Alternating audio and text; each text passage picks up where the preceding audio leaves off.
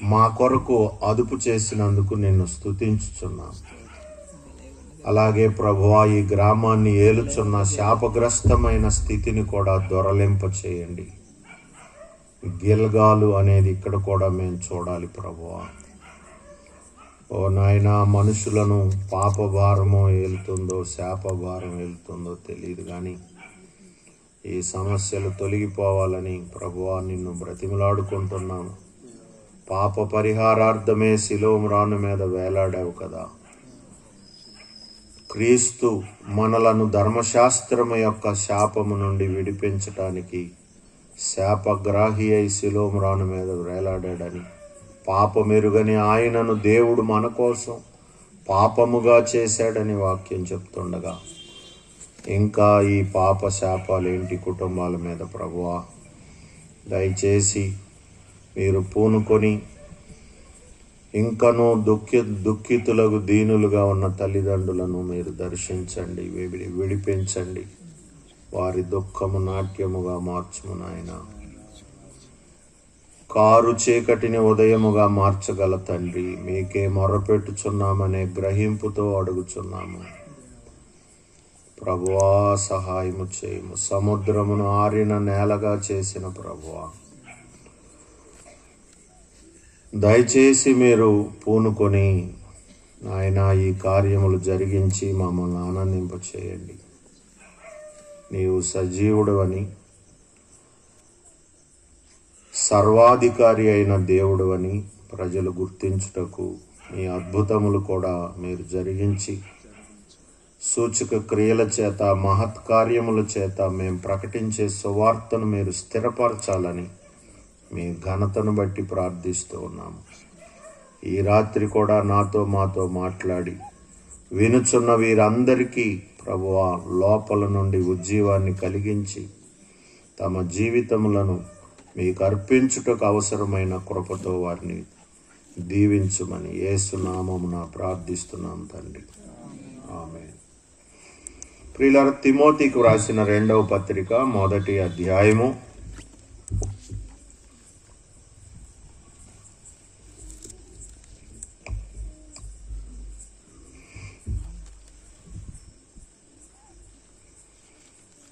9వ వచనం నుండి నేను 2-3 వచనాలు చదువుతాను, వినండి. తిమోతికి వ్రాసిన 2వ పత్రిక 194వ పేజీ 9వ వచనం నుండి, మన క్రియలను బట్టి కాక తన స్వకీయ సంకల్పమును బట్టి అనాది కాలముననే క్రీస్తు యేసునందు మనకు అనుగ్రహింపబడినదియు, క్రీస్తు యేసును మన రక్షకుని ప్రత్యక్షత వలన బయలుపరచబడినదియునైనా తన కృపను బట్టి మనలను రక్షించి పరిశుద్ధమైన పిలుపుతో ఆయన మనలను పిలిచెను. ఆ క్రీస్తు యేసు మరణమును నిరర్ధకము చేసి జీవమును అక్షయతను సువార్త వలన వెలుగులోనికి తెచ్చెను. దేవునికి స్తోత్రం కలుగునుగాక. ప్రియులారా, మన రక్షకుడు, మన ప్రభు అయిన యేసు మరణమును నిరర్ధకం చేశాడట. ఏమండి, ప్రపంచంలో ఏదైనా ఒక మంచి వార్త లేదా సువార్త అనదగింది ఏదైనా ఉందంటే రక్షకుడు పుట్టడం అనే విషయాన్ని మనం చెప్పుకుంటాం కదా, పాడుకుంటాం కదా. సర్వలోకమునకు సంతోషకరమైన సువర్తమానమని. వాస్తవానికి సువర్తమానం ఏంటో తెలుసా? జీవితకాలం అంతా మరణ భయంతో దాస్యమునకు లోబడిన వారం మనుషులు ఎవరైనా సరే, ఏ ప్రాంతమైనా సరే. ఏమండి, జీవితకాలం అంతా అంటే పుట్టింది మొదలుకొని మరణించే వరకు కూడా స్త్రీ పురుష భేదం లేకుండా, చిన్న పెద్ద తారతమ్యం లేకుండా, చదువుకున్నవారు లేదా పామరులు అనే తేడా కూడా లేకుండా జీవితకాలం అంతా మరణ భయం చేత దాస్యమునకు లోబడిన వారని ప్రజలకి ఒక పేరు హెబ్రీ గ్రంథకర్త ఇచ్చాడు. ఇదన్నీ బైబిల్లో మాటలే. బైబిల్ రాయించింది పరిశుద్ధాత్ముడని మనం నమ్ముతున్నాం కాబట్టి, ఇది దేవుని వలన అనుగ్రహించబడిన పుస్తకం అని నమ్ముతున్నాం కాబట్టి, ఇందులో పౌలు రాశాడా, పేతురు రాశాడా, లేకపోతే అని మనం అలా విభజనగా చూడక్కర్లేదు. కానీ బైబిల్ చెప్తుందంటే దేవుడు చెప్పాడని మనం తీసుకుంటున్నాం. ఏమంటే అదే మన విశ్వాసం. బైబిల్ దేవుని చేత అనుగ్రహించబడింది. సరే, హెబ్రీ గ్రంథకర్త ఏమంటాడంటే మొదటి అధ్యాయంలో, జీవితకాలం అంతా మరణ భయము చేత దాస్యమునకు లోబడిన వారిని విమోచించుటకు క్రీస్తు మన కోసం శరీరధారిగా వచ్చాడని చెప్తుంది. అయితే ఇక్కడ ఆయన చెప్తున్నాడు, క్రీస్తు యేసు మరణమును నిరర్ధకం చేశాడు. ఆ పదం నిరర్ధకము అంటే ఏంటో తెలుసా? అర్థం లేనిదిగా చేశాడు అని. వాస్తవానికి మరణం అనేది ఒక రకమైన అర్థంతో పెట్టబడిన అంశం. ఏమండి, మరణ భయం అనేది ప్రజలకు లేకపోతే, ప్రియులరా, మీరు మరణ పడక మీదకి వెళ్ళినటువంటి దుర్మార్గులైన మనుషులను మీరు చూస్తే చాలా మంది వారి మరణ పడక మీద పశ్చాత్తాప పడటం, లేదా అయ్యో నేనేంటి ఇంత చెడ్డ జీవితాన్ని జీవించానని వారు వాపోవటం చాలా మందిలో మనం చూడొచ్చు. చాలా మందిని గురించి సాక్ష్యాలు కూడా మనం వింటూ ఉంటాం. ఏమండి, చనిపోయే ముందు అలాంటి పశ్చాత్తాపం కలుగుతుంది. అప్పటికి అంతా అయిపోద్ది కాబట్టి ఆ పశ్చాత్తాపం వల్ల ఉపయోగం లేదు. మన ప్రభువును అప్పగించిన ఇస్కరియోతు యోధా కూడా నేను నిరపరాధ రక్తమును అప్పగించి పాపము చేసి తిని అని దుఃఖపడ్డాడు.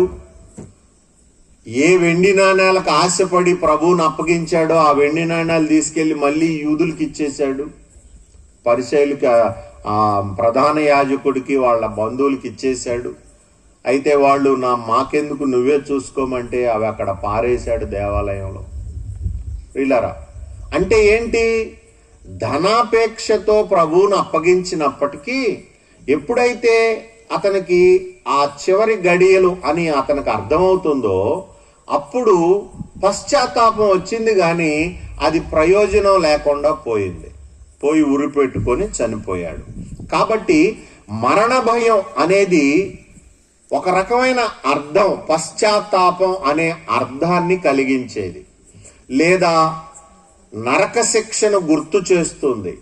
చాలా మంది మరణించక ముందే ఏమండి దూతలు కనబడుతున్నారని భక్తులు, తర్వాత నల్లని వారు వచ్చారని చెడ్డవారు సాక్ష్యం ఇవ్వటం కూడా మీరు వినే ఉంటారు ఇలాంటి వేదికల మీద, అలాగే రకరకాలైన పుస్తకాల్లో మీరు చదివి ఉంటారు. అంటే ఏంటి? ఆ గడియలు వచ్చినప్పుడు నిత్యత్వం తెరవబడుతుందేమో బహుశా, అందుకని వాళ్ళు దూతల్ని కూడా చూడగలుగుతుంటారు. వారి కొరకు ఎదురు చూస్తున్న దేవదూతల్ని కానీ లేక నరకపు శక్తులను కానీ వారు చూడగలిగి ఉండొచ్చు. అయితే క్రీస్తు యేసు మరణమునే నిరర్ధకం చేశాడు. ఏమంటే ఈ మరణం మన పాప మరణం అని బైబిలు దానికి పేరు పెట్టింది. పాప మరణముల నియమము నుండి దేవుని ఆత్మ మనలను విమోచించెను అని రోమా 8:1 మీరు చదువుకుంటారు. క్రీస్తు యేసునందు జీవమునిచ్చు ఆత్మ యొక్క నియమము పాప మరణముల నియమము నుండి నన్ను విడిపించెను అని మీరు చదువుతారు. కాబట్టి ప్రియులరా, ఇక్కడ మీరు తెలుసుకోవలసింది ఏంటంటే, మరణాన్ని నిరర్ధకం చేయకపోతే ఏం జరుగుతుంది? మీరు అక్కడ చూశారు, దాన్ని నిరర్ధకం చేసి జీవమును అక్షయతను సువార్త వలన వెలుగులోకి తెచ్చాడు అని ఉంది. అంటే మరణం ఏలుబడి చేస్తే ఒక మనిషిని, అతనిలో జీవం ఉండదు. అంటే జీవాన్ని కలిగించేది ఏది అతని జీవితంలో ఇంకా క్రియాశీలకంగా ఉండవు. నా మాటలు మీకు బాగా అర్థం కావాలి. ఒక వ్యక్తి పాప మరణముల నియమం క్రింద బ్రతుకుతుంటే, అంటే ఏదో ఒక చెడు చేయటం, తన డబ్బులే ఖర్చు పెట్టుకోనివ్వండి, తన శరీరమే పాడు చేసుకోనివ్వండి, ఏదన్నా కానివ్వండి, పాప నియమం క్రింద పనిచేస్తున్న వ్యక్తి అతని జీవితంలో జీవాన్ని కలిగించే క్రియాశీలకమైన కార్యాలు ఉండవిక. మీరు త్రాగుబోతుల గురించి బైబిలే చెప్తుంది. ఎవరికి దుఃఖము, ఎవరికి జగడములు, ఎవరికి హేతువు లేని గాయములు, ద్రాక్షారసంతో పొద్దుపుచ్చే వారికే. అలాగే మరణాన్ని కలిగించే ఇంకా అనేక పనులు, చెడ్డ సంబంధాలు కలిగి ఉన్నారనుకోండి, అలాంటి చెడ్డ సంబంధాల వల్ల భర్తను చంపేసే వారు ఉన్నారు, భార్యలను చంపుతున్న వారు ఉన్నారు, పుట్టిన బిడ్డలను చంపుతున్న వారు ఉన్నారు. రీసెంట్ గా ఈరోజు ఒకడు తన భార్యను, నిండు గర్భిణి అయిన తన భార్యను చంపేశాడని మనం ఈరోజు నిన్నో పేపర్లో చూసాం. ప్రియులారా, గమనించండి, పాపము జీవాన్ని, అక్షయతని కప్పేస్తుంది. గుర్తుపెట్టుకోండి, మీరేమో ఆ జీవాన్ని వెతుకుతున్నారు, కానీ అది మీకు దొరకదు. పాపము లేదా మరణము నిరర్ధకమైతేనే మీ జీవితంలో ఈ భక్తి వలన, ఈ సువార్త వలన, ఈ రక్షకుడు మీ జీవితంలోకి వచ్చినందువలన మీకు కలగాల్సిన ప్రయోజనం, మొట్టమొదటి ప్రయోజనం ఏంటంటే మరణము నిరర్ధకం కావాలి. అందుకనే కొరింథీయులకు రాసిన పత్రికలో పౌలు గారు ఏమంటాడంటే, రక్షింపబడు వారికి రక్షణార్థమైన జీవపు వాసనగాను, మరణించే వారికి మరణార్థమైన మరణపు వాసనగాను మేమున్నాము అంటాడు. ప్రియులారా, దాని భావం ఏంటంటే, మీరు ప్రభు దగ్గరకు వచ్చారు, మీకు బైబిల్ ఉంది, మీకు చర్చ్ ఉంది, మీకు అన్నీ ఉన్నాయి, బోధకుడు ఉన్నాడు, కానీ మీ దగ్గర జీవపు వాసన ఉందా, మరణపు వాసన వస్తుందా? అంటే ఇంకా మరణాన్ని కలిగించే పాపము నీ మీద ఏలుబడి చేస్తుంటే, ప్రియులారా, పాపం ఏలుబడి అంటే మీరు పెద్ద పెద్ద విషయాలు ఆలోచించక్కర్లా. మనకున్న 10 ఆజ్ఞల్ని బట్టి చూసుకున్నా కూడా ఒక ఆజ్ఞ అబద్ధం ఆడవద్దు అనేది ఉంది, ఇంకో ఆజ్ఞ దొంగిలించొద్దు అని ఉంది. ఇంత చిన్నవి కూడా మీలో మరణాన్ని కార్యసాధకం చేస్తాయండి. ఇప్పుడు మీరు చూడండి, క్రైస్తవులైనా కూడా అబద్ధాలు అలవోకగా ఆడేస్తుంటారు. మీరు ఆజ్ఞను మేరుతున్నారని మీరు అసలు ఎవరు తలంచట్లేదు కూడా. అసలు అది ఒక ఆజ్ఞని కూడా మర్చిపోయాం మనం చాలా మంది. దొంగిలించటం విషయానికి వస్తే ప్రియులరా, మీలో చాలా మందికి చర్చికి వచ్చే వాళ్ళకి ఏమి నేర్పారంటే, దశంభాగం దేవునిది, ఇవ్వకపోతే దొంగిలించటం అని నేర్పారు. మంచిది, కానీ నువ్వు కట్టుకున్న భార్యకి నువ్వు ఇవ్వాల్సిన సమయం కూడా దొంగిలిస్తున్నావన్న సంగతి నీకు తెలుసా? నీ భార్యకి ఇవ్వాల్సిన ప్రేమానురాగాలు దొంగిలించబడుతున్నాయని నీకు తెలుసా?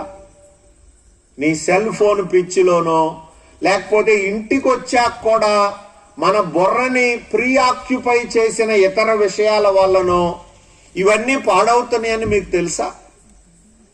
మీరు దొంగిలిస్తున్నారని మీకు అర్థమవుతుందా?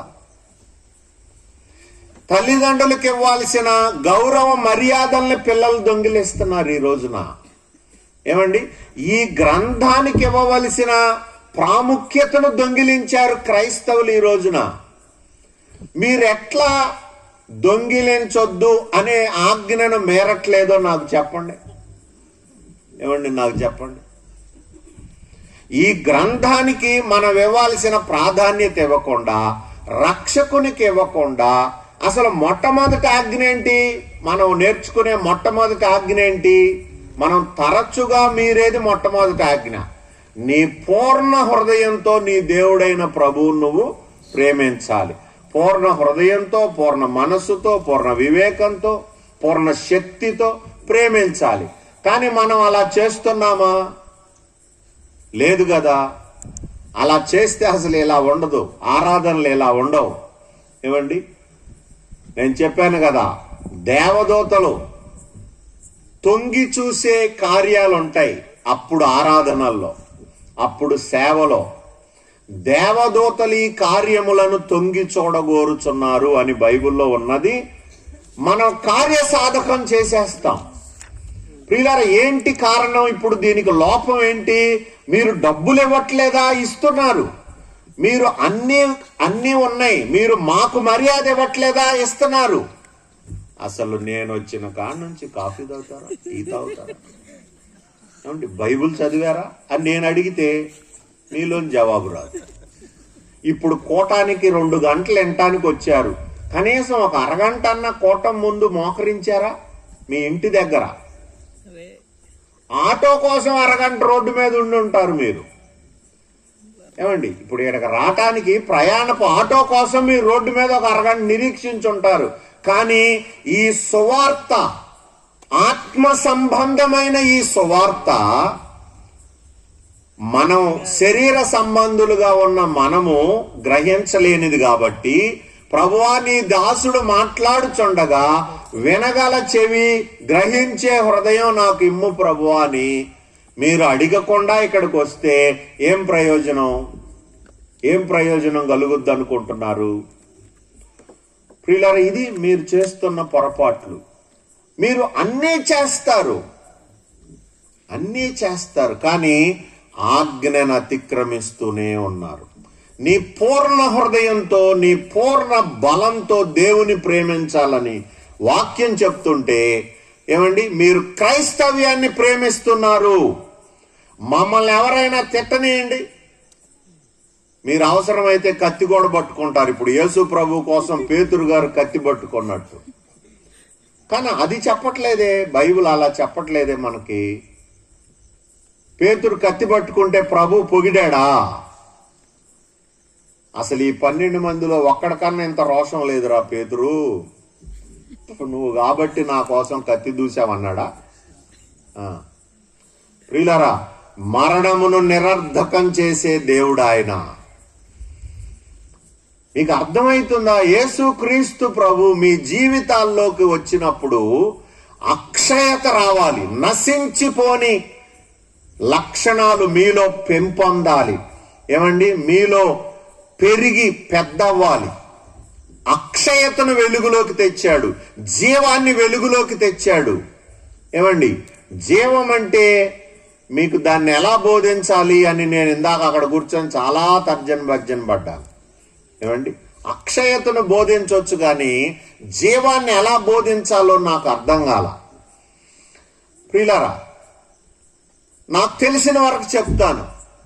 విద్య లేని పామరులను ప్రభు ఎంచుకున్నాడు.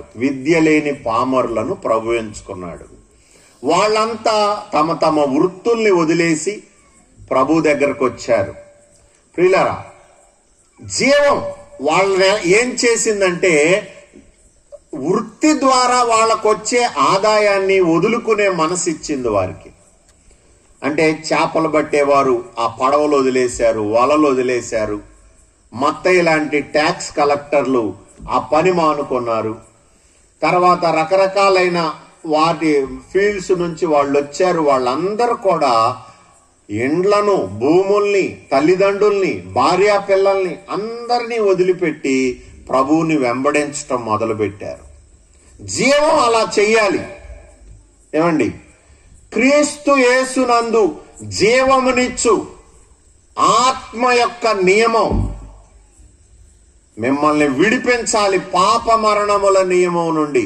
ప్రియులారా, మీ బంధువులు ఎవరైతే ఉన్నారో, లేదా మీ రక్త సంబంధులు, లేదా నీ దగ్గరి వారు, భార్య, భర్త, పిల్లలు, ఇవన్నీ కూడా మనకి ఇలాంటి చేటు చేస్తాయి. అందుకనే ప్రభు చెప్పాడు 4 సువార్తల్లో కూడా, ఏమండి నా యొద్దకు వచ్చి అన్నదమ్ములనైనా, అక్క చెల్లెండర్నైనా, భార్యనైనా, పిల్లలనైనా విడిచిపెట్టని వాడు నాకు శిష్యుడు కానేరడు.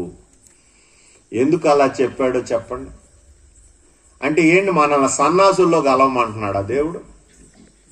అలా కాదు. ఆయన కంటే ఎక్కువ ప్రేమించొద్దని దాని భావం. ఆయన కంటే ఎక్కువ ప్రాధాన్యత కల్పించొద్దు అని దాని భావం. ప్రియులారా, ఇలాంటి జీవాన్ని మీ జీవితాల్లోకి ఈ సువార్త తేకపోతే మీరు ఎలా ఈ సువార్తను ఇతరులకు ఇవ్వగలుగుతారు? అసలు మీరెలా తీసుకుంటారు దీన్ని? అలాంటి ప్రేమ మీ లోపల లేకపోతే, ఒక యవనస్తుడైన అధికారి రోడ్డు మీదే మోకరించి ప్రభువుని అడిగాడు, ఏమడిగాడు?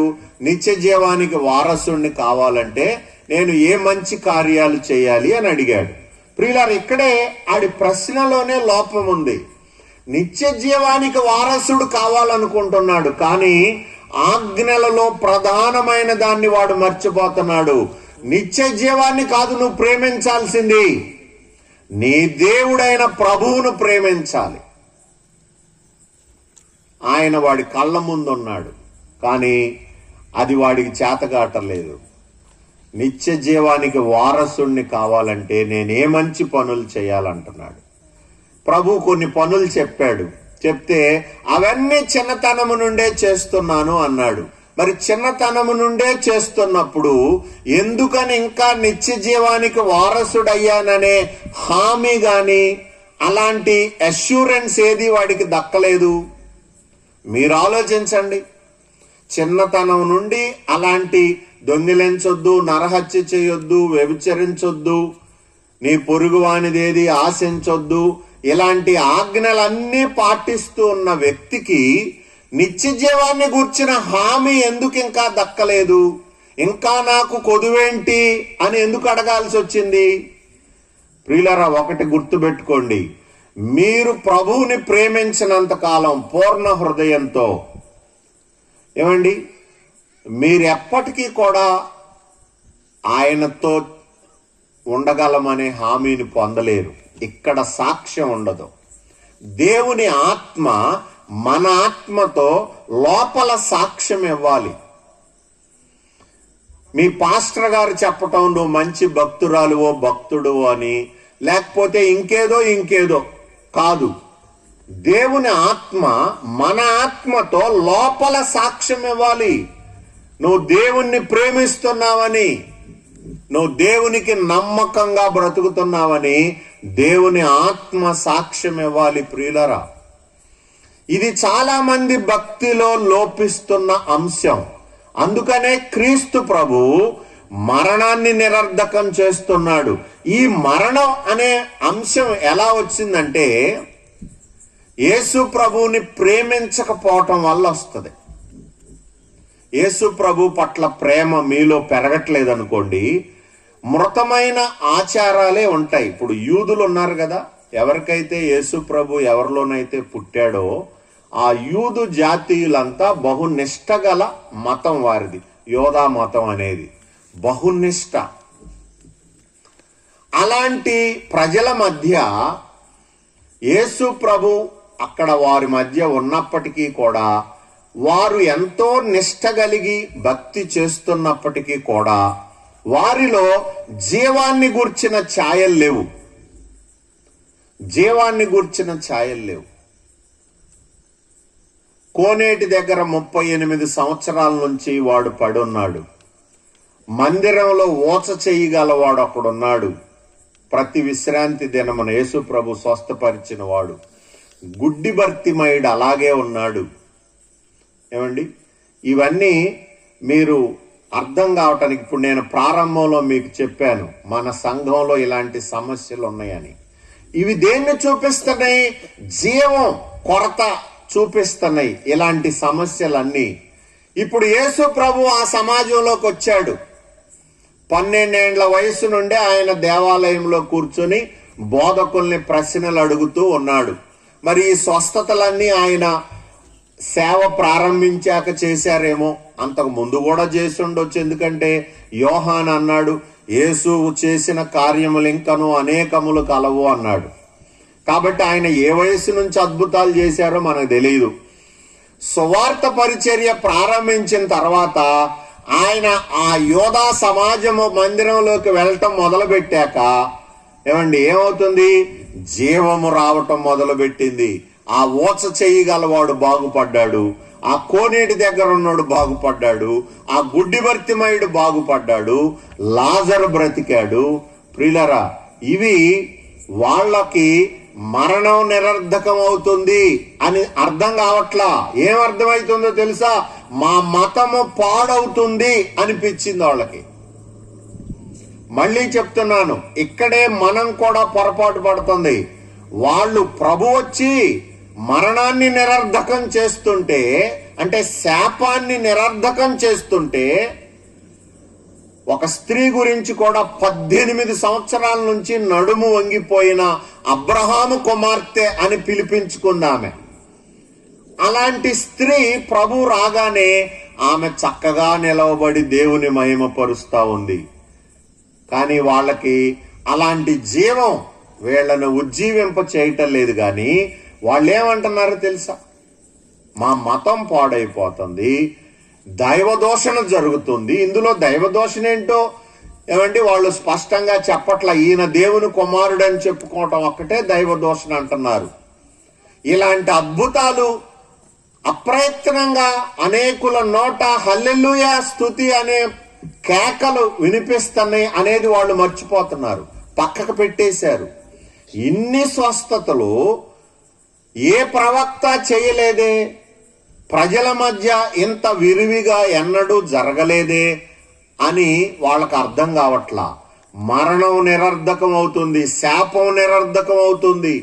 ప్రియులారా, మీలో క్రీస్తు ప్రభు వస్తే మీ జీవితాల్లో కూడా ఇవి నిరర్ధకం కావాలి. మీ అబద్ధాలు, మోసంతో కూడిన జీవితము, అపవిత్రమైన జీవితము, అబద్ధములాడే నాలుక, కొండెములు చెప్పే నాలుక, అహంభావం, నాకే అంతా తెలుసు, ఇతరులను తిరస్కరించే నీచమైన ప్రవృత్తి, ఇవన్నీ నశించిపోవాలి. కానీ మరణం నిరర్ధకం అవ్వనంత కాలం క్రీస్తు నీ జీవితంలో క్రియ చేయటం లేదని అర్థం. దీనికి ఎవరో సాక్ష్యాలు ఇయ్యక్కర్లా, ఎవరు నీ మీద నిందలు మోపక్కర్లా. నీకు నువ్వు సెల్ఫ్ టెస్ట్ చేసుకోవచ్చు. మీరు భ్రష్టులు కాని ఎడల, 2 కొరింథీ చివరి అధ్యాయంలో రాసింది మాట, మీరు భ్రష్టులు కాని ఎడల యేసుక్రీస్తు మీలో ఉన్నాడని మీరే ఎరుగరా అనుంది వాక్యంలో. ప్రియులారా, భ్రష్టత్వాన్ని కలిగించే ఏ కార్యమైనా నీ జీవితంలో, నీ క్రియల్లో ఉన్నట్లయితే, ఏమండి, ప్రార్థనాహీనత, భక్తిహీనత భ్రష్టత్వం కాదా? ప్రార్థించకపోవటం అనేది ప్రియులారా క్రైస్తవుడికి భ్రష్టత్వం కాదా? విశ్వాసం లేకపోవటం అనేది భ్రష్టత్వం కాదా? ప్రభువుని ప్రేమించకపోవటం అనేది భ్రష్టత్వం కాదా? బైబుల్ని ప్రేమించకపోవటం అనేది భ్రష్టత్వం కాదా? ఇవన్నీ ఉంచుకొని మేము దేవుని ప్రజలమని ఎలా చెప్పుకుంటారండి? మీకు ఎలా జీవం వస్తుందో చెప్పండి, మీ పిల్లల్లో ఎలా మార్పు వస్తుందో చెప్పండి. మీరు కేవలం మమ్మల్ని మేము మోసపుచ్చుకుంటామంటే ఎవరు ఏం చేయలేరు. దేవుడైతే వెక్కిరించబడడు. ప్రియులారా, క్రీస్తు యేసు మరణాన్ని నిరర్ధకం చేసి జీవమును అక్షయతను వెలుగులోకి తెచ్చాడు. అది మన జీవితాల్లో కనిపించాల్సిందే, అమలు జరిగి తీరాల్సిందే. అలా కాని పక్షంలో ఆయన నిందార్హుడు కాదు. ఏమండి, మన చర్యలకు మనమే బాధ్యత వహించాలి. మనం ఈ నియమాన్ని నుండి బయటికి రావట్లేదు, ప్రభువుని ప్రేమించట్లేదని అర్థం చేసుకోవాలి. నీవు గుడికి వెళ్తున్నావు, కానుకలు ఇస్తున్నావు, భక్తి చేస్తున్నావు, కానీ నీ జీవితంలో ఆయన్ని ప్రేమించటం అనేది లోపిస్తుంది. ఆయనకు విధేయత చూపటం అనేది లోపిస్తుంది. ప్రియులారా, ఇది మీరు తెలుసుకుంటే, ఎంత త్వరగా తెలుసుకుంటే అంత త్వరగా మీరు భక్తిలో ముందుకు వచ్చేస్తారు. ఏమండి, ముందు వరుసలోకి వచ్చేస్తారు. విధేయత అనేది ప్రియులారా, యేసు ప్రభు వారు, నేను ఒకసారి మొట్టమొదటి దినాల్లో సుందర్ సింగ్ గారి పుస్తకం ఒకటి చదువుతున్నాను. సాధు సుందర్ సింగ్ గారి పుస్తకాలు చదువుతున్నప్పుడు అందులో సమృద్ధి జీవం అనేది అయి ఉండొచ్చు టైటిల్, నాకు గుర్తులేదు. అందులో ఇలా రాసి ఉంది, యేసు ప్రభు సమాజ మందిరంలో ఆ ఓచ చేయగలవాడిని బాగు చేయటానికి వెళ్ళినప్పుడు వాడికి ముందస్తుగా ఏం చెప్పలా, చుట్టూ కలయి చూసి ఆ ఓచ చేయగలవాడితో నీ చెయ్యి చాపమన్నాడంట ప్రభు సమాజ మందిరంలో శనివారం నాడు. ఆ ఓచ చెయ్యి గలవాడు సుందర్ సింగ్ గారు ఇలాగ అడిగారు, ప్రభువా నా చెయ్యి నేను ఎలా చాపగలను, చాపగలిగి ఉంటే ఇక్కడికి ఎందుకు వస్తాను అని వాడు ప్రశ్నలు అడిగితే ప్రభువుని ఎప్పటికీ బాగుపడేవాడు కాదు. నీ చెయ్యి చాపమనగానే వాడు తన చెయ్యి చాపటానికి ప్రయత్నం చేశాడు, అందువల్ల వాడు చక్కగా బాగుపడ్డాడు అని రాశాడు. ఏమండి, అది చాలా చిన్న విషయం, కానీ విధేయత యొక్క ప్రాధాన్యతను నాకు బాగా వివరించింది ఆ రోజుల్లో. వెంటనే లోబడాలి దేనికైనా, మనకు తెలిసిన సత్యమునకు వెంటనే విధేయత చూపాలి అనే సత్యాన్ని ఆ రోజు నాకు ఆ ఉపమానం బాగా బోధపరిచింది.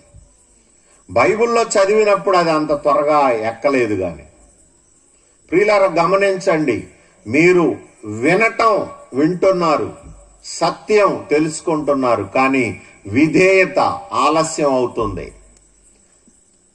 ఆలస్యంగా విధేయత చూపటం అవిధేయతతో సమానం అన్నాడు భక్తుడు.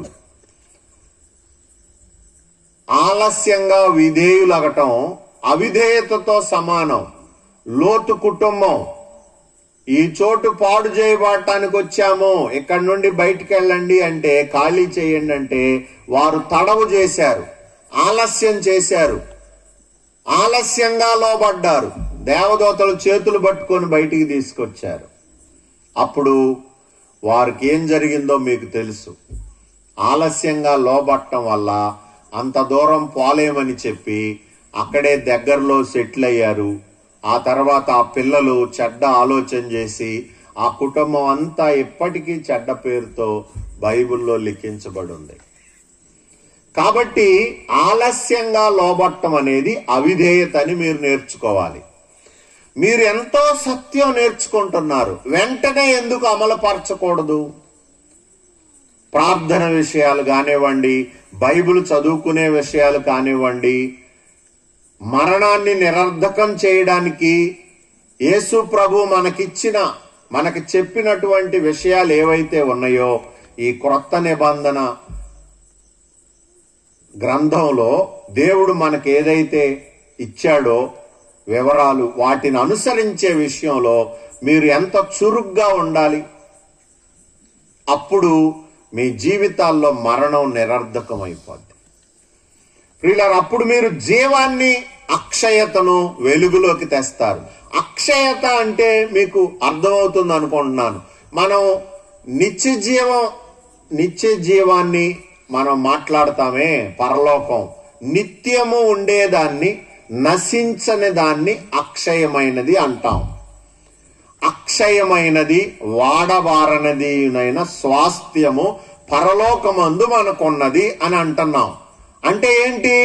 ఇంకా అది ఎప్పటికీ పాడైపోదు, అది ఎప్పటికీ దొంగలు దొంగిలించరు, నిత్యం ఉండేదన్నమాట అక్షయమైనది అంటే. కాబట్టి సువార్త లేక క్రీస్తు యేసు మన కొరకు వచ్చిన తర్వాత అక్షయమైన విషయాలు ఉన్నాయి అనే వెలుగు మన మీదకు వచ్చేసింది.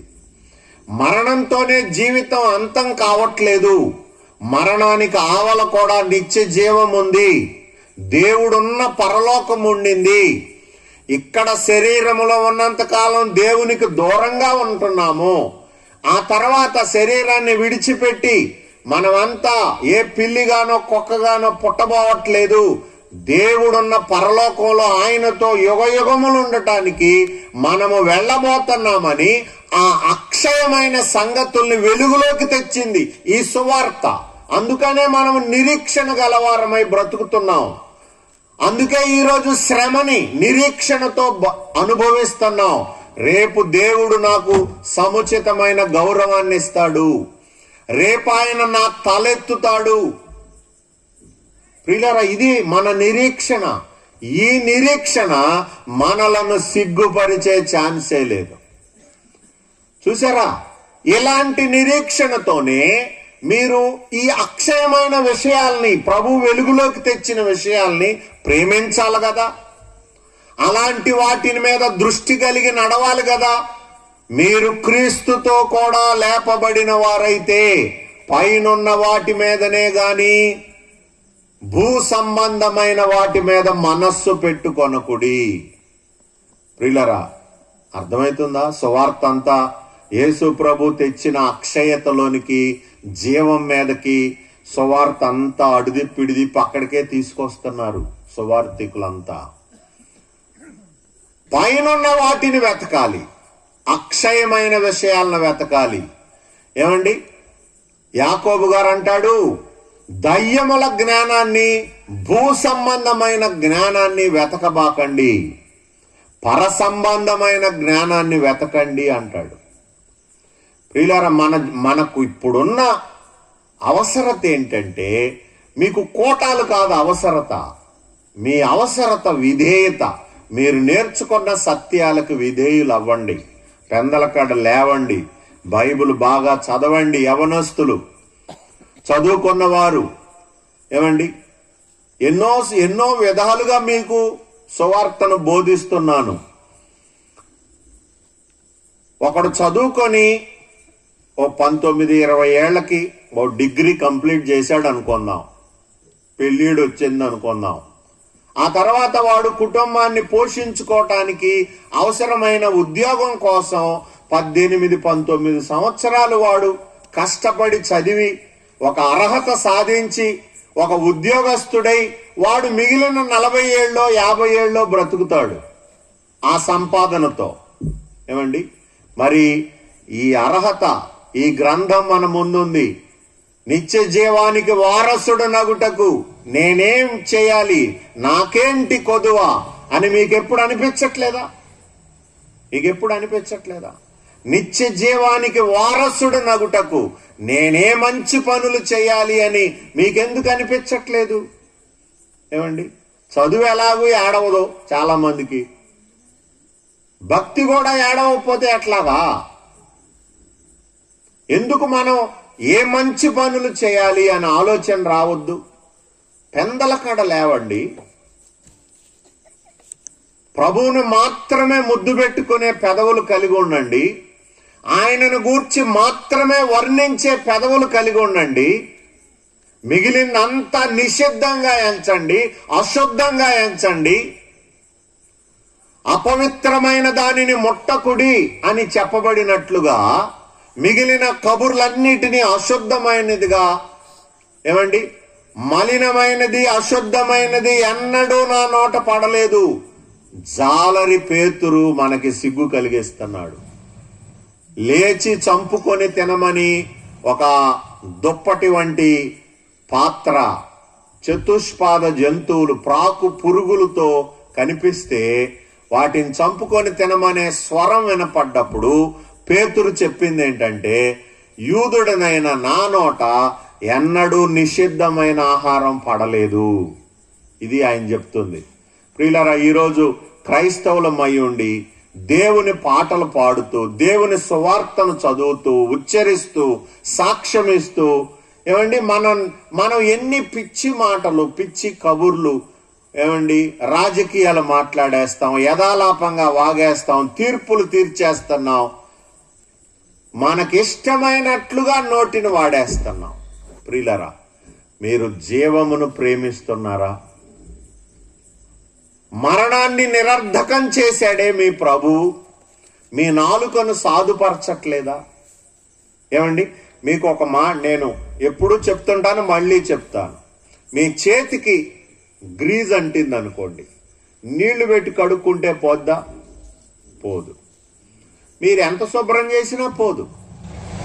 అదే మీరు కిరోసిన్నో లేకపోతే కొంచెం పెట్రోల్నో తీసుకొని మీరు కడుక్కున్నారనుకోండి, వెంటనే వదులుద్ది. పెట్రోల్తో మీరు ఆ గ్రీజును శుభ్రం చేసుకుంటే వెంటనే పోతాయి ఆ మరకలు, ఆ జిడ్డు వదిలిపోద్ది. ఏంటి కారణం? దానికి ఆ శక్తి ఎలా వచ్చింది? పెట్రోల్కి ఆ శక్తి ఎలా వచ్చింది?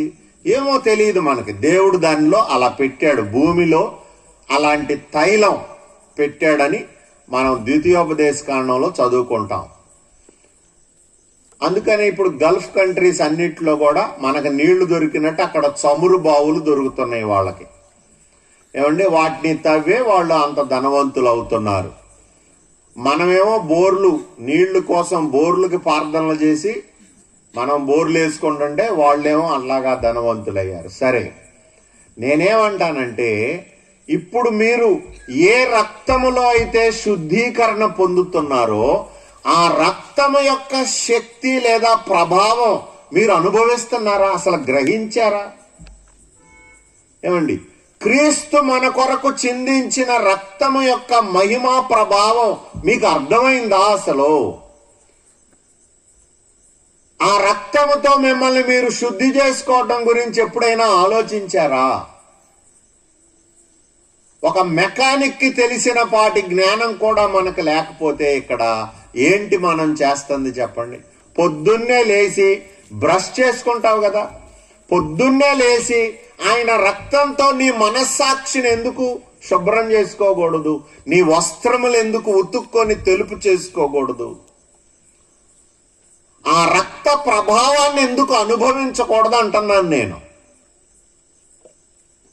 మీరు అడిగితే అది అలా జరుగుద్ది ప్రియులరా, మీరు అడిగితే ఖచ్చితంగా జరుగుద్ది.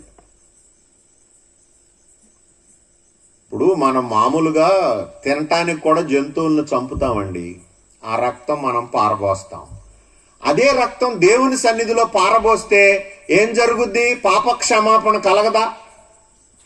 మీరు ఆలోచించండి. జంతు బలులు ఇచ్చేటప్పుడు మనం చంపుకొని తినటానికి కూడా జంతు బలినిస్తాం, జంతువును వధేస్తాం, దాని రక్తాన్ని పారబోస్తాం. అప్పుడు వృధాగా పోయే రక్తం మీరు ఒక పాత్రలో పట్టి ఒక యాజకుడికి ఇస్తే అదే గొర్రెపిల్ల రక్తము మీ పాపములకు క్షమాపణ కలిగిస్తున్నప్పుడు నిత్యుడగు ఆత్మ ద్వారా నిర్దోషిగా దేవునికి అర్పించుకున్న క్రీస్తు యొక్క రక్తము ఇప్పుడు మీ అందరి దగ్గర ఉంది. రాజులైన యాజకులుగా మీ అందరి చేతుల్లో ఆయన రక్తం ఉంది. ఆ రక్తముతో మీ మనస్సాక్షిని ఎందుకు ఎక్కువగా శుద్ధి చేసుకోకూడదు? దానికి వేరే కసరత్తులు ఏమి లేవు. ప్రభువా, నీ రక్తంతో నన్ను కడుగు నాయనా, నీ రక్తంతో నా మనసును కడుగు, నా పెదవులను కడుగు, నా నోటిని కడగమని మీరెందుకు అడగకూడదు?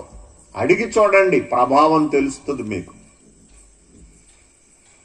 ప్రియులారా, అప్పుడు మీ జీవితంలో మార్పు మొదలవుతుంది. మీరు స్పష్టమైన మార్పు చూడగలుగుతారు. ఎందుకంటే ఆయన రక్తమునకున్న ప్రభావం అటువంటిది. మేము మామూలుగా ప్రార్థనలు చేసేటప్పుడు కూడా ఇప్పుడు అంతెందుకు, మీలో చాలా మంది యేసు రక్తమే జయం, యేసు రక్తమే జయం అంటుంటారు. ఏదన్నా భయం అనిపించినప్పుడు, దురాత్మలు బట్టిన వాళ్ళ దగ్గరకు పోయినప్పుడు ఏమంటారు మీరు? నా రక్తం జయం, నా రక్తం జయం అంటారా? ఈడ్చి కొట్టుతారు అక్కడ దయ్యం బట్టిన వాళ్ళు. ఏమంటారు చెప్పండి? బైబిల్ పట్టుకున్నా కూడా యేసు జయం, యేసు జయం అనరు మీరు. ఏంటి జయం అంటారు? యేసు రక్తమే జయం అంటాం. ఎందుకు? రక్తములో ప్రభావం ఉందండి. యేసు రక్తము ప్రతి పాపమును పరిహరించగలదండి. పాపములను తీసివేయుటకే శిలువ మీద ఆయన రక్తమంతా కార్చాడని నరకపు శక్తులన్నిటికీ తెలుసు, మీకే తెలియదు. దురదృష్టం ఏంటంటే దయ్యములు కూడా నమ్మి వణుకుతున్న విషయాలు మీకు తెలియకపోవటం. ఏమండి, బైబిల్ తల కింద పెట్టుకుంటారు. పిల్లరా, బైబిల్ కాదు మన చుట్టూ కంచె వేసేది. క్రీస్తు మన కొరకు చిందించిన రక్తం. యాజకుడిగా ప్రభువా, నా ఇంటి చుట్టూ నీ రక్తం ప్రోక్షిస్తున్నాను అనండి, అక్కడ కంచె ఏర్పడుద్ది. ఆయన రక్త ప్రభావం అటువంటి. కానీ ఇవన్నీ మీరు గమనించరు, తెలుసుకోరు. మీకు కావలసిందల్లా ఏంటంటే ఇప్పుడు కోటానికి పోయాం, ఈ కోటం అయ్యాక అయ్యగారు ప్రార్థన చేయాలి మళ్ళీ. ఏమండి, ఆయన రక్తమునకున్న ప్రభావం మేము మరుగు చేస్తుంటే మేము శాపగ్రస్తులం అన్నట్టు అర్థం. ప్రియులారా, క్రీస్తు రక్తానికి, క్రీస్తు చేసిన కార్యానికి మేమెన్నడూ ప్రత్యామ్నాయం కాదు, ఏ బోధకుడు కాదు. ఆ మాటకొస్తే మేము కేవలం ఆయనను చూపించే వారమే. ఇదిగో లోక పాపమును మోసుకొని పోతున్న గొర్రెపిల్ల, ఇదిగో క్రీస్తు యొక్క రక్తము మీ చేతుల్లో ఉంది అని చెప్పేవారం మాత్రమే. అందుకనే మీకు ఈ మాటలు రాయబడి ఉన్నాయి ఇక్కడ. ఆ క్రీస్తు యేసు మరణమును నిరర్ధకం చేసి జీవమును అక్షయతను సువార్త వలన వెలుగులోకి తెచ్చాడు. కానీ మీ కన్నులకు ఆ వెలుగు వచ్చిందా? ఎప్పటికైనా వెలిగించబడుతున్నారా? మూఢాచారాలు కాదు గాని ఏమండి, వాక్యం మీద విశ్వాసం మీలో ఉండాలి. మూఢ నమ్మకాలు కాదు, క్రైస్తవ నమ్మకాలు కాదు. ఇక్కడ కావలసింది వాక్యాన్ని నమ్మటం, వాక్యాన్ని విశ్వసించటం, వాక్యం ఏం చెప్తుందో దాన్ని విశ్వసించటం. ఆయన రక్తముతో మీ మనస్సాక్షిని శుద్ధి చేసుకోండి. మీ కలిగిన సమస్తం మీద రక్త ప్రోక్షణ ఆచారాన్ని ఆచరించండి. అప్పుడు మీరు జీవాన్ని చూస్తారు. అక్షయమైన వాటిని వెతకండి. ప్రభువు కూడా ఇలా చెప్పారు. బైబిల్ గురించిన ప్రాధాన్యమైన ఒక మాట చెప్పారు. ఏమనంటే, క్షయమగు ఆహారం కొరకు కష్టపడకుడి గాని అక్షయమైన ఆహారం కొరకు కష్టపడండి అన్నాడు. దాన్నే జీవాహారం అని ఇంకో పదాన్ని కూడా వాడారు. అక్షయమైన ఆహారం అంటే ఈ వాక్యమే. దాని కొరకు కష్టపడమని పిలిపించాడు. మీ చెవుల్లో నాటుతుందా? అక్షయమైన ఆహారం కోసం కష్టపడండి అంటున్నాడు. అంటే ఏంటి? ఎలాంటి కష్టం చేయాలి? కొంచెం వయసులో ఉన్నోళ్ళు మోకాళ్ళ మీద చదవండి. కొంచెం మీరు ఈ గృహిణులైతే మధ్యాహ్నం ఇంట్లో ఖాళీగా ఉంటే తరచూ బైబిల్ తెరిచి చదవండి. ప్రియులారా, ఎందుకు చేయకూడదు ఇలాగా? ఇది మన ఆస్తి, ఇది మన సంపద. ఏమండి, దేవోక్తులు మీ పరం చేయబడ్డాయి. వీటిని సొంతం చేసుకోవడం మన హక్కు, మన బాధ్యత. కాబట్టి మీరు ఇలా చేయకపోతే, అక్షయమైన ఆహారం కోసం కష్టపడకపోతే, ప్రియులారా, మీరు ఏం పోగొట్టుకుంటున్నారో మీరు తెలుసుకునే నాటికి అంతా అయిపోద్దండి. ఇస్కరియోతు యోధా తెలుసుకునే నాటికి అంతా అయిపోయినట్లే. ఏమండి, 30 వెండి నాణేలు నిరపరాధ రక్తానికి ప్రత్యామ్నాయం కాదని వాడు తెలుసుకునే నాటికే ఏమండి ఇక మనసు తిరగటం ఆగిపోయింది. అప్పటి వరకు డబ్బు సంచిలోది దొంగిలించినప్పుడల్లా ఒకవేళ ప్రార్థన చేసుకునేవాడేమో, ప్రభువా నేను ఈసారి తప్పు చేశాను, ఇక చేయకూడదని. కానీ ఆ చివరిది ఉందే, ఆ 30 వెండి నాణాలకు ఆయన అప్పగించటం అనే పొరపాటు, ఇక అక్కడ ప్రార్థన చేసుకోవడానికి కూడా మనసు లేదు. ఇక నేను బ్రతకటం అనవసరం అనుకొని పోయి ఉరిపెట్టుకొని చనిపోయాడు. ప్రియులారా, ఇప్పుడు మన పరిస్థితి కూడా అదే అవుద్ది. ఇంత తిన్నగా ప్రభువు చెప్పిన తర్వాత మళ్ళీ చెప్తున్నాను, అక్షయమైన ఈ ఆహారం కోసం కష్టపడండి. అర్ధరాత్రి మేల్కొనండి.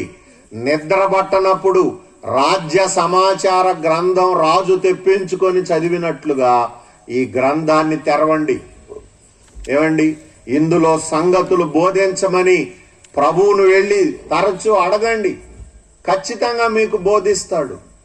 ప్రియులారా, దీన్ని మీరు సువార్త వలన అక్షయత వెలుగులోకి వచ్చింది. ఆ వెలుగు మీ మీద, మీ కుటుంబాల మీద పరుచుకోనివ్వండి. ప్రియులారా, ఇప్పుడు నాదొక చిన్న సబ్మిషన్ అంటే దీన్ని ఇంకో విధంగా చెప్పటం. ఇప్పుడు మనం పెద్దోళ్ళం, మన పిల్లలకు చాలా విషయాలు అర్థం కాదు, కాబట్టి మనం వాళ్ళకి వివరించి చెప్తుంటాం. ఇదేంటి అదేంటి అని అడిగితే కదా. ఇప్పుడు మీరు దీన్ని విలువైనదిగా తల్లిదండ్రులైన వారు అక్షయమైన ఈ ఆహారం కోసం మీరు కష్టపడుతుంటే మీ పిల్లలు అడుగుతారు కదా, ఎందుకు మమ్మీ అంతసేపు బైబిల్ చదువుతున్నావు? వాడికి ఊహ వచ్చిన తర్వాత అయినా ఎందుకు అంతసేపు డాడీ ప్రార్థన చేస్తున్నాడు అని అడిగారు అనుకోండి, వివరించే అవకాశం వస్తుంది కదా. మీరు వివరిస్తే వాళ్ళు ఎప్పటికీ వాటిని వదులుకోరండి, పోగొట్టుకోరు, వాటిని వెంబడిస్తారు. ప్రియులారా, గృహమే ఆత్మీయతకు పాఠశాలని నేను మీకు చెప్పాను. మనం విద్యాలయాలు ఎన్నో ఉంటాయి. ఎడ్యుకేషన్ అనేది బయట టీచర్లు ఉంటారు, కానీ ఆత్మీయతకి బోధకులుగా తల్లిదండ్రులే ఉండాలి. గృహమే దానికి పాఠశాల. దీన్ని ఎవరో మార్చలేరు.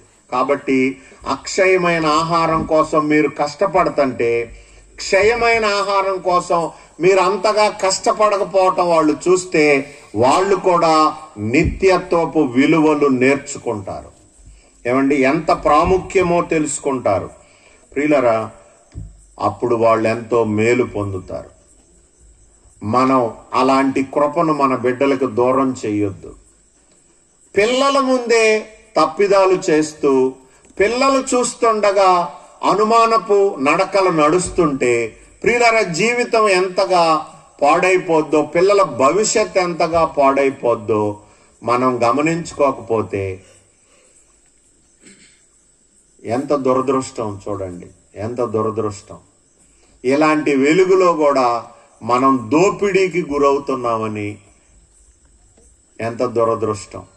ప్రియులారా, మీ మీ మీ విలువైన సంగతులు సైతాను దొంగిలించబడినివ్వబాకండి. తల్లిదండ్రులైన మీరు ఈ సంపదని మీరు సంపాదించుకొని మీ పిల్లలకు అందివ్వాలి. అందుకోసమే మీరు ముందుగా దీని దగ్గరికి తీసుకురాబడ్డారు, ఈ సువార్త దగ్గరికి. కాబట్టి దేవుని ఉద్దేశాలు తప్పిపోవద్దు. దేవుడు మీ గురించి, మీ భవిష్యత్తు తరాల గురించి ఎలాంటి కలలు కంటున్నాడో, లేదా ఎలాంటి మంచి ఉద్దేశాలు కలిగి ఉన్నాడో అవి మీరు చూడగలగాలన్నా, అమలులోకి తెచ్చుకోవాలన్నా మీరు శ్రద్ధ గల భక్తి చేయాలి. ఇలా ఊరికే మీటింగులకు వచ్చి మీ బాధ్యత తీరిపోయింది అనుకోవద్దు. అనుదినము నా గడప యొద్ద కనిపెట్టుకొని, నా ద్వారబంధముల యొద్ద కాచుకొని నా ఉపదేశము వినువారు ధన్యులు. ఏంటో తెలుసా ఆ ధన్యత? 1000 తరముల వరకు ఆ కరుణ, దేవుని కరుణ మీ వంశాలను వెంబడేస్తుంది. నన్ను ప్రేమించి నా ఆజ్ఞలు గైకొనే వారిని 1000 తరముల వరకు కరుణించువాడనై ఉన్నాను. ప్రియులారా, ఎంత సులువైన ఆఫర్ అండి ఇది. ఎంత సులువైన ఆఫర్ చెప్పండి. నువ్వు సంపాదించేది ఏదైనా నెక్స్ట్ తరానికి ఉంటుందో లేదో అనుమానంగా ఉన్న ఈ దినాల్లో 1000 తరాల వరకు నిలిచుండే ఆశీర్వాదపు వాగ్దానం ఇంతకంటే సులువు ఏదైనా ఉంటుందా? ఏమండి? కాబట్టి దయచేసి ఇలాంటివి మనసుకు తెచ్చుకోండి. దానికి సింపుల్ కండిషన్, నన్ను ప్రేమించి నా ఆజ్ఞలు గైకొనాలి. ఇదే చిన్న కండిషన్. కాబట్టి కొంచెం ఒళ్ళు ఉంచుదాం, కొంచెం మనసుని దొరకబుచ్చుకుందాం, చిక్కబట్టుకుందాం. పరిపరి విధాలుగా పోకుండా దేవునికి లోబడదాం. మన తరాల్ని భక్తితో సంపన్నం చేద్దాం. ఏమండి? డబ్బు సంపాదించి బాగా ఏమంటారు, ధనికుల సమాజం అనిపించుకోవటం కంటే భక్తుల సమాజం అనిపించుకుందాం దయచేసి. చివరిగా ఈ మాట చెప్పి ముగిస్తాను. భక్త సింగ్ గారు వాళ్ళు పెట్టుకునే మందిరాలకి విశ్వాస సమాజం అని పేరు పెట్టుకుంటారు. భక్తులు కూడుకునే స్థలం భక్తుల సమాజం అని పేరు పెట్టుకుంటారండి. ఏమండి? అవి తలంపులు మనకు ఉండాల్సినవి. కాబట్టి మనం మన తరాల్ని అలా చేసుకుందాం. ప్రియులరా, ఇక్కడి నుండి వెళ్ళేటప్పుడు ప్రభువా నిన్ను ప్రేమిస్తాను, నిన్ను నా పూర్ణ హృదయంతో, నా పూర్ణ బలంతో ప్రేమించటానికి నాకు సహాయపడని కనీసం నోరు తెరిచి ప్రార్థన చేసుకోండి. దాన్ని మిక్సీలో వేసినట్టు తిప్పుతా ఉండండి. ప్రార్థన మనవిని తిప్పుతా ఉండండి మీ మనసులో. దేవుడు మిమ్మల్ని దీవించునుగాక. ప్రార్థన చేసుకుందాం. పరిశుద్ధుడు అయిన తండ్రి, ప్రేమగల ప్రభువా, అక్షయతను, జీవమును సువార్త వలన వెలుగులోకి తెచ్చావని, మరణమును, పాప మరణమును నిరర్ధకం చేశావని ప్రభువా నీ సువార్త ద్వారా తెలుసుకున్నాము. మా జీవితాల్లో నాయన వేషధారణతో కూడిన భక్తిని కాక హృదయపూర్వకముగా మీకు లోబడే భక్తిని, సంపూర్ణమైన విధేయతతో తండ్రి నాయన సిలువనెత్తుకొని నిన్ను వెంబడించే భక్తిని మేము సాధకం చేసుకునే కృప దయచేయండి. అనేక విషయాల్లో మేమందరము తప్పిపోవచ్చున్నాం కనుక శ్రద్ధతో ప్రభువా నీకు మరణాన్ని కలిగించే విషయాలను పక్కకు పెట్టేసి మీ రక్తములో ఎల్లప్పుడూ శుద్ధీకరణ చెందుతూ జీవమును అక్షయతను చూడగలిగే కృప మాకు దయచేయము. నీ బిడ్డలందరినీ దర్శించండి. ఈ సత్యములు వారి జీవితాల్లో అమలుపరిచి నూరంతల ఫలితాన్ని చూడగలిగే కృప నా మాటలు విన్నవారందరికీ, ఇక మీదట వినేవారందరికీ కూడా అనుగ్రహించుమని యేసు నామమున ప్రార్థిస్తున్నాము తండ్రి. ఆమేన్.